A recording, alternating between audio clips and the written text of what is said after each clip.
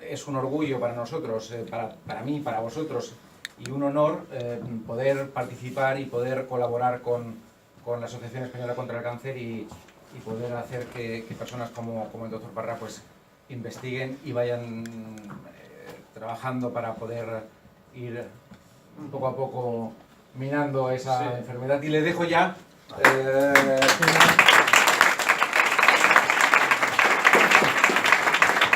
Bueno, muchísimas gracias por tenerme hoy aquí, por invitarme a dar esta charla. Para mí es un honor y lo digo de verdad. Muy pocas veces doy charlas de este tipo. A veces he dado alguna charla para la maratón de TV3 o bueno, para alguna escuela también he ido a dar charlas de lo que hacemos. Pero esta en particular es muy especial porque sí que Conforama nos dio esta ayuda a través de la ECC, pero es muy importante porque fuisteis vosotros. Vosotros como personas, como individuos de la empresa, como miembros de la sociedad, nos habéis hecho llegar este dinero para desarrollar una parte de un proyecto muy importante, como veréis. Y lo que voy a intentar durante estos minutos es poneros en contexto de lo que hacemos, una visión un poco general, que nos servirá bastante para entender en qué trabajamos.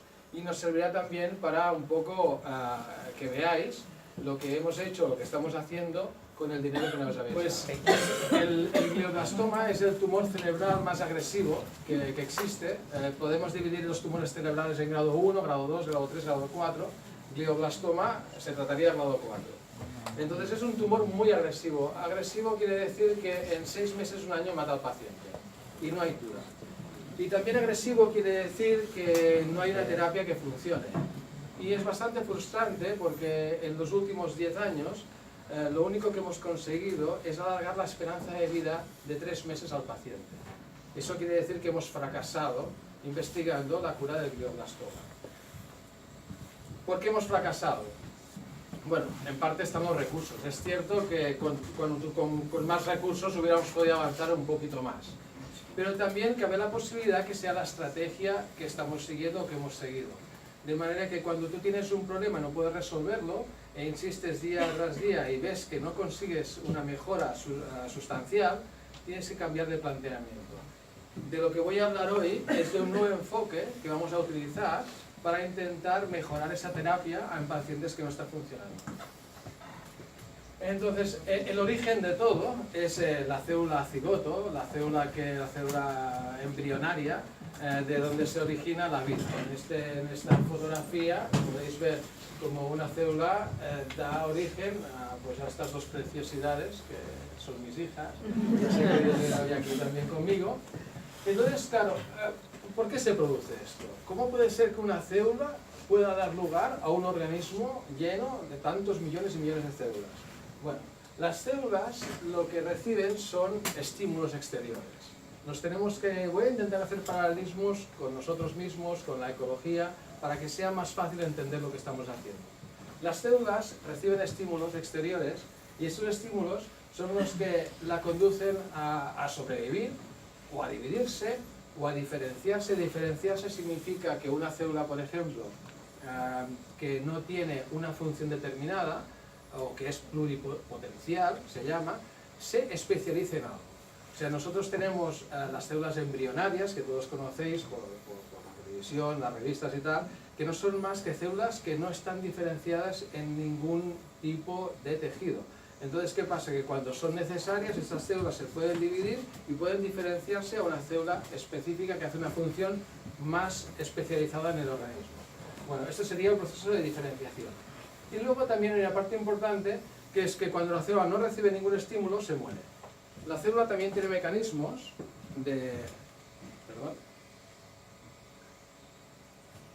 La célula también tiene mecanismos para destruirse.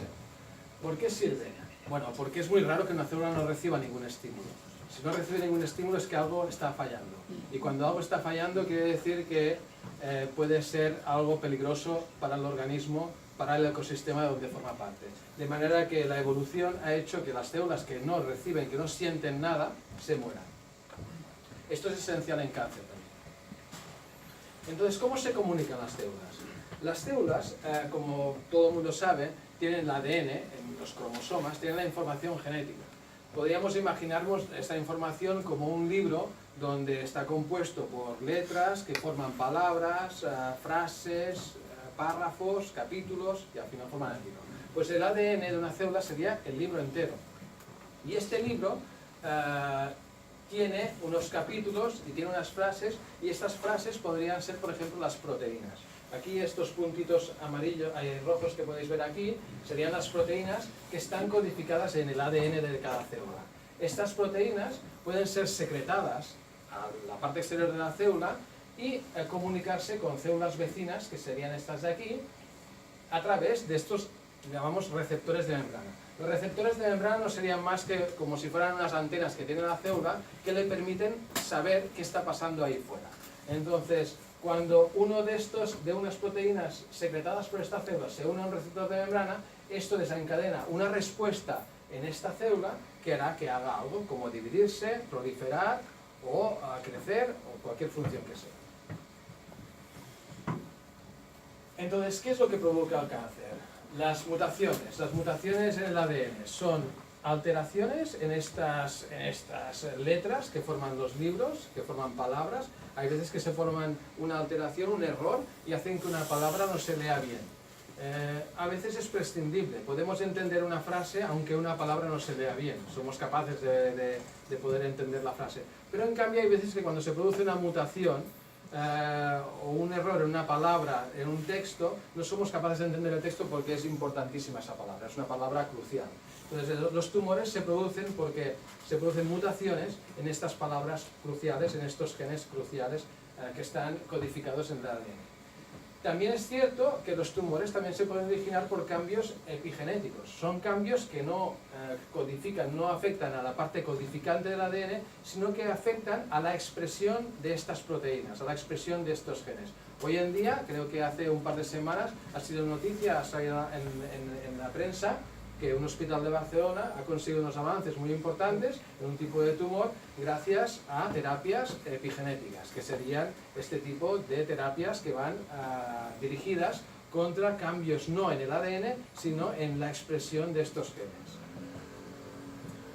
¿Qué causa el cáncer? Bueno, todo el mundo lo puede saber esto, los factores hereditarios, sí que hay cierto tipo tumoral que está relacionado con factores hereditarios, de hecho el cáncer de mama es el ejemplo más claro. Las pacientes que tienen un componente hereditario, ya sean los genes BRCA1 o BRCA2, que son los que más se conocen, normalmente lo que se hace es estar al caso de si se trata de un tumor hereditario para luego investigar si la descendencia, si las hijas o los hijos, porque el cáncer de mama también se puede dar en niños, bueno, en hombres, si poseen también esta copia del gen este alterado.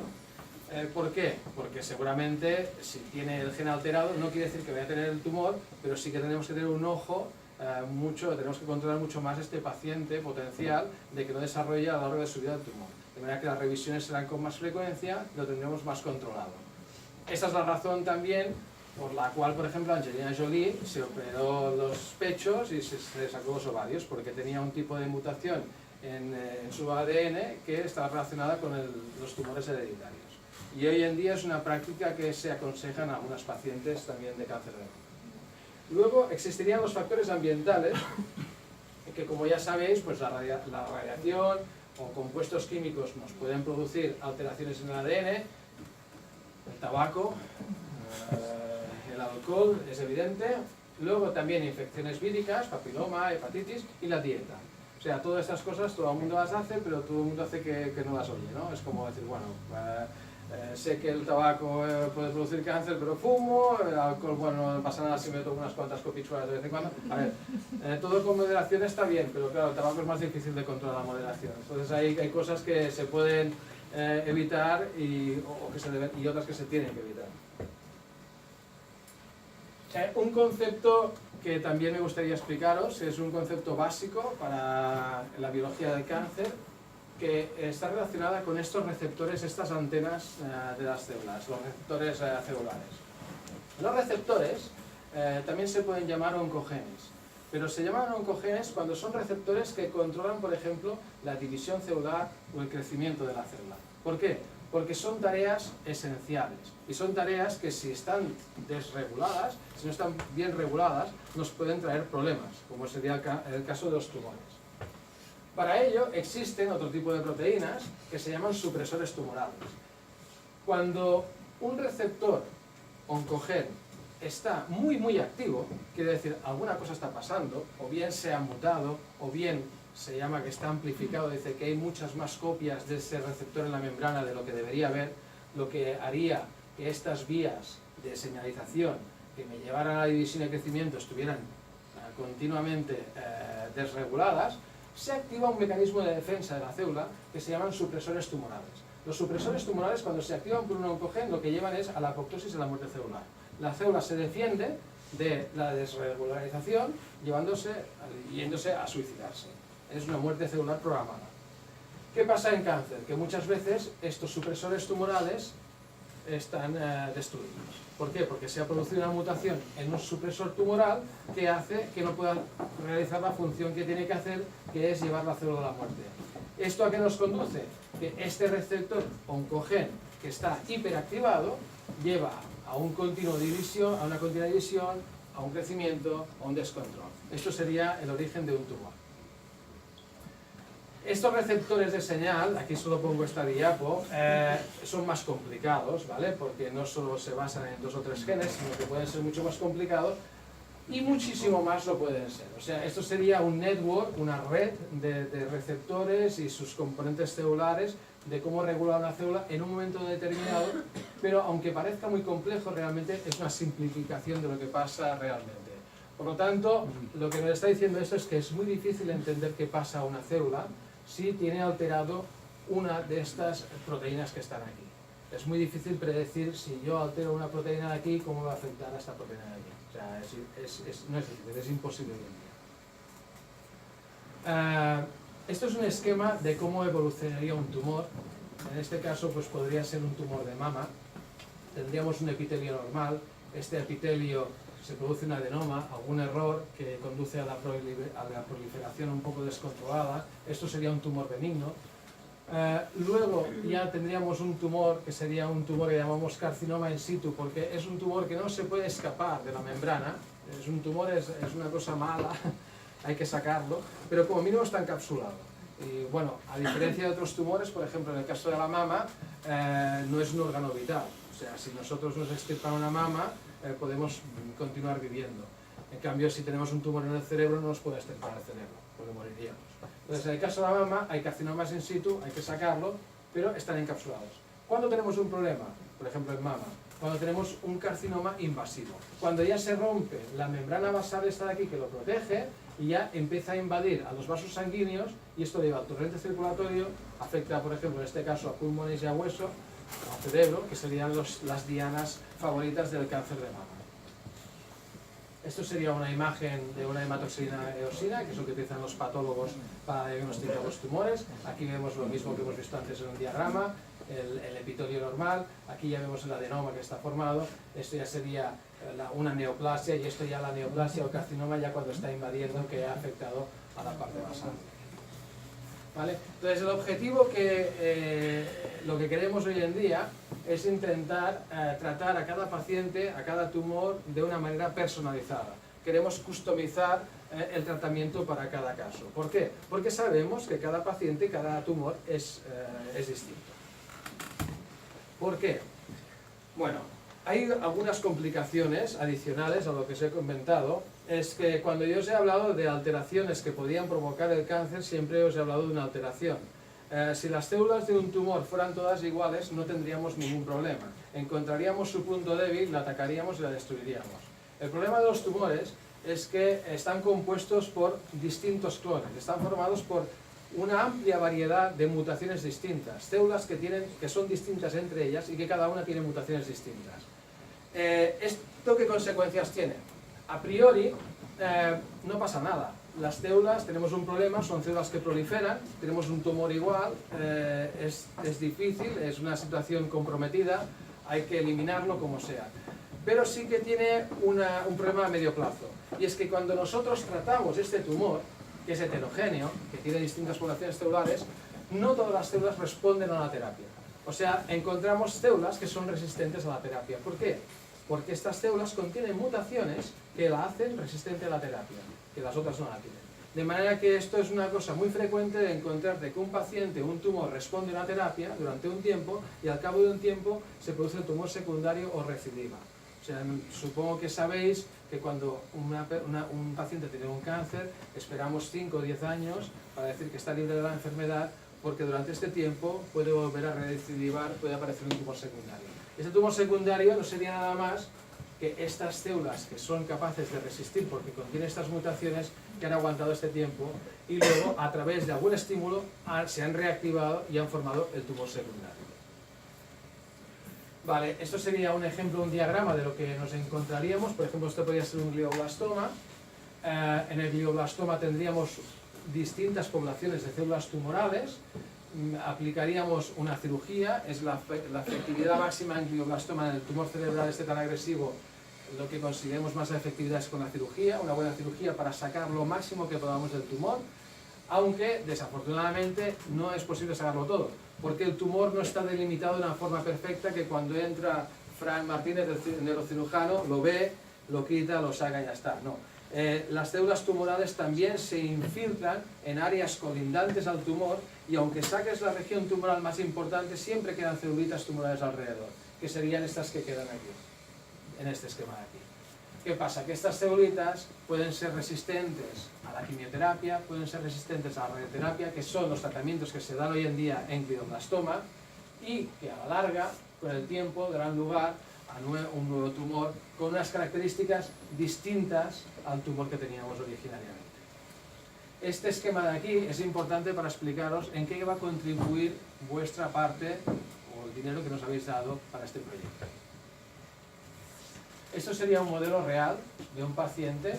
Aquí tenemos la lesión que tiene, el tumor primario. Aquí tenemos la respuesta, una respuesta muy buena cuando se le aplicó la cirugía y la radioterapia y la temozolomida, que es el standard of care o la terapia que se da en los pacientes con glioblastoma, pero desafortunadamente al cabo de 9 meses volvemos a tener una lesión incluso peor que la que teníamos antes. Aquí tenéis la curva de supervivencia de estos pacientes, es desastrosa. Es desastrosa y muy desanimante. Muy desanimante. Entonces, ¿qué es lo que encontramos? Pues encontramos que tenemos distintos tumores con distintas características, ¿vale? Los tumores se originan de un error. Este error muchas veces viene asociado a que las células tumorales también tienen problemas a la hora de reparar sus propios errores. O sea, otro concepto, las células se dividen. Pasamos de tener una célula madre, ¿no?, a 2 células hijas. Pero en el proceso de división hay una parte muy importante que es corregir los errores que se producen durante la división en el ADN. O sea, tenemos que pensar que pasamos de una dotación cromosómica al doble. Y esto es como, podéis imaginar, los escribanos cuando iban copiando los libros antiguamente en las bibliotecas, iban copiando y de vez en cuando también cometían un error. Y cuando cometían un error, cogían la goma, lo borraban y continuaban escribiendo. Y teníamos libros que eran idénticos. Esto es lo que pasa normalmente. Pero los tumores es como si nos quedáramos sin goma. No tenemos mecanismos de reparación. Entonces hace que cada vez que se produce un error, ese error se mantiene. De manera que es muy frecuente acumular mutaciones distintas cada vez que las células se van dividiendo. Por eso se genera un jardincillo, se genera un ecosistema de células distintas entre ellas, con propiedades que no podemos predecir cuáles pueden ser delante de un estímulo en concreto. Me refiero a que una célula igual no tiene una ventaja proliferativa, el hecho de que tenga una mutación, no todas las mutaciones le van a dar una ventaja a la célula para proliferar, pero en cambio sí que le pueden dar una ventaja a la hora de resistir a la radioterapia, ¿vale?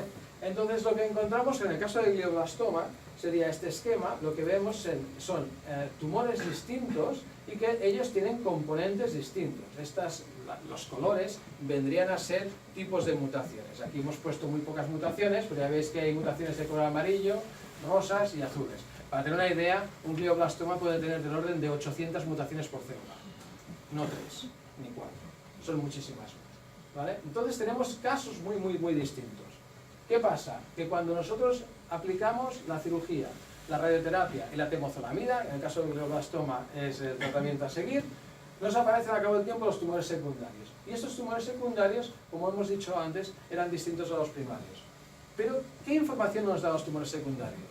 Los tumores secundarios dan información muy buena. Quiere decir que las células que encontramos aquí han resistido a todo esto de aquí. ¿Vale? O sea, tenemos, como alguien dice, los mecanismos de resistencia. Aquí tenemos pelotillas de distintos colores, pero por ejemplo, hay unas que se enriquecen más que las otras. ¿Vale? Por ejemplo, aquí las rosas han desaparecido. O aquí las amarillas, que antes eran prevalentes, solo queda una. ¿Vale? Esto quiere decir que hay células que tienen mutaciones que las hacen más resistentes a la terapia. Y basados en esta información, lo que podemos hacer es intentar reducir el éxito de este tumor a escaparse de la terapia. ¿Vale? Lo que hacemos es analizar, hacemos una secuenciación donde miramos todas las mutaciones del tumor, en el tumor primario. Puedo repetir, Está atenta también.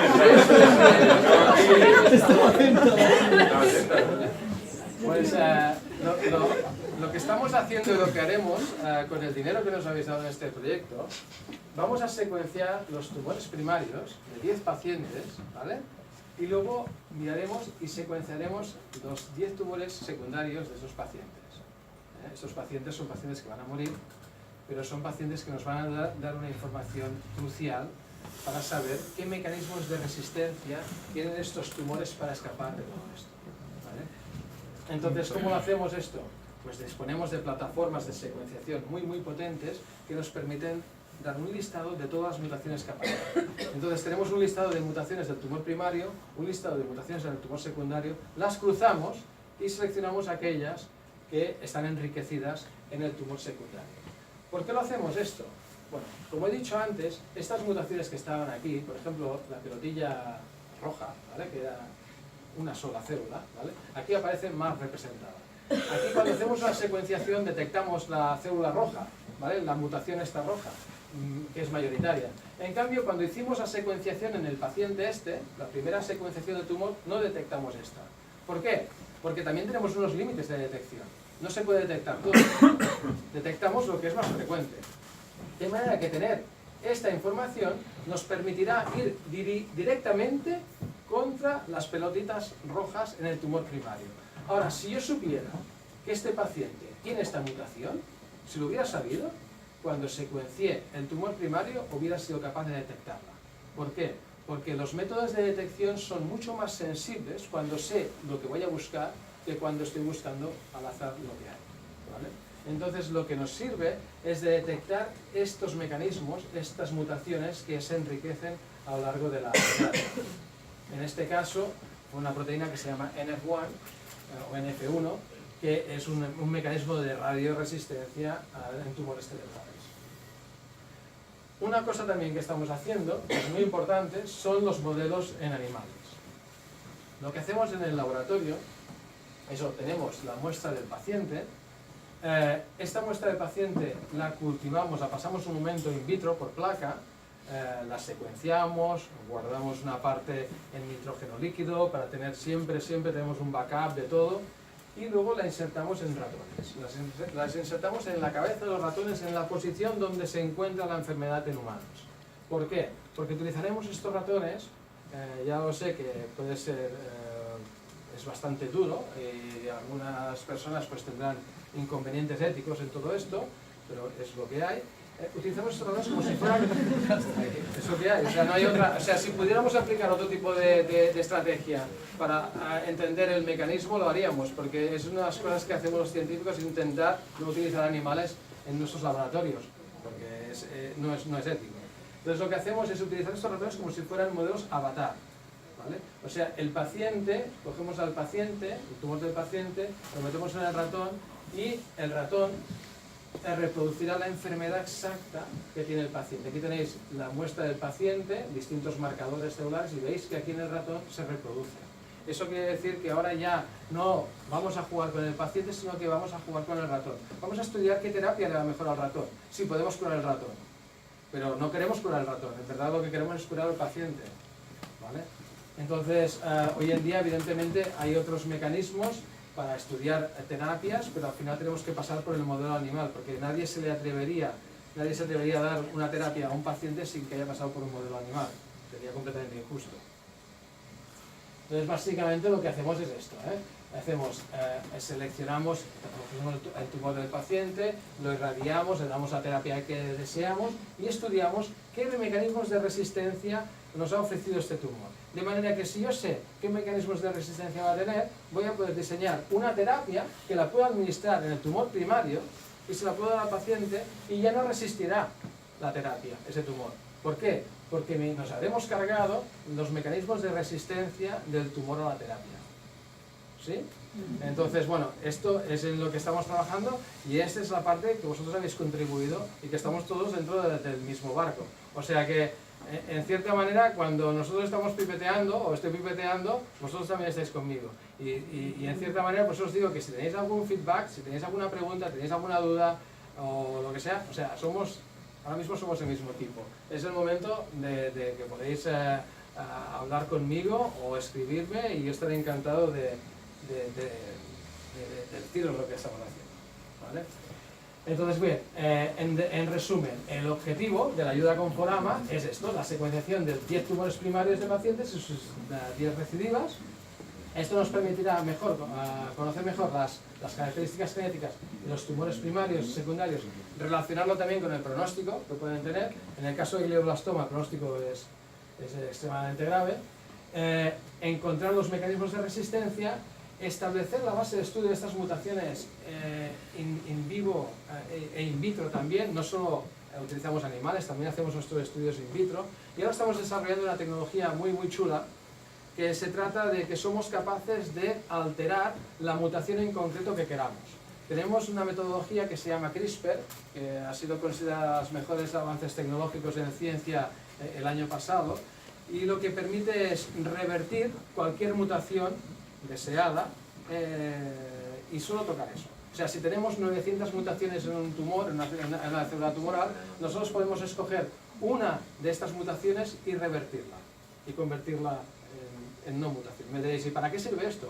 Pues es muy importante, porque si tú crees que el mecanismo de resistencia es una determinada mutación, el experimento clave es arreglar esa mutación y no las demás y ver que ya no es resistente, ¿vale? Así demostrarías que esa mutación es la causante de la resistencia. Y lo mismo sirve para la sensibilidad. Si tú crees que una mutación te puede dar sensibilidad a un tratamiento, lo que tienes que hacer es revertir, tienes que arreglar esa mutación y ver que ese tratamiento es inefectivo para ese paciente. Y entonces, bueno, finalmente, con toda esta información, nos posibilita el hecho de tener ratones avatares que nos permite tener, ya no solo es trabajar con el ratón y no con el paciente, sino lo que podemos hacer con los ratones avatares es que podemos expandir ese tumor, no solo tendremos una réplica del tumor, sino que lo podemos insertar en distintos ratones y podemos probar distintas terapias. Porque al final, si tuviéramos una respuesta en un ratón,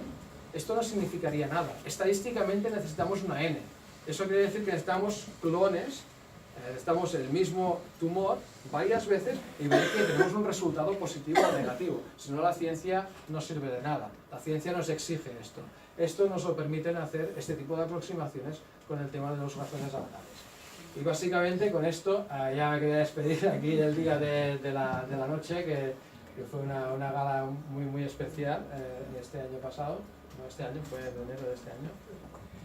Y este es el equipo que está liderado por el Dr. Seoane, sería como nuestro buque insignia, y toda la gente que estamos colaborando en este proyecto y otros del laboratorio, pero en especial me gustaría destacar el trabajo de Regina, que está en todo el tema de la parte de secuenciación, y también Vanessa, que está también con mecanismos de resistencia, y bueno, y yo mismo, que aquí estamos un día jugando a los bolos con el laboratorio.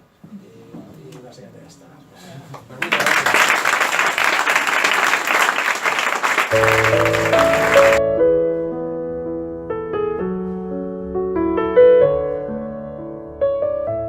¿Veis este pequeño punto? Este punto es una contribución a la vida. Nace en cualquier lugar y, aunque parezca pequeño, tiene el poder de cambiarlo todo. Porque un buen día este puntito se empieza a expandir. se multiplica de manera imparable sin que nada ni nadie lo pueda detener, cambiando para siempre todo lo que toca a su paso.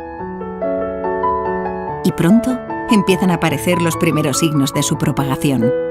En la celebración silenciosa de un investigador, en la sonrisa de un paciente que había perdido la esperanza, en el abrazo de un hijo que vuelve a respirar tranquilo, en la mirada de una nieta que, a pesar de no entender, sabe que podrá volver a jugar con su abuelo, en una lágrima que por primera vez en mucho tiempo es de alegría. Todo gracias a ese puntito. Ese pequeño punto eres tú. Tu cariño, tu contribución, tu ayuda. Todo lo que nos permite seguir investigando y que hará que un día la esperanza se extienda más rápido que el propio cáncer.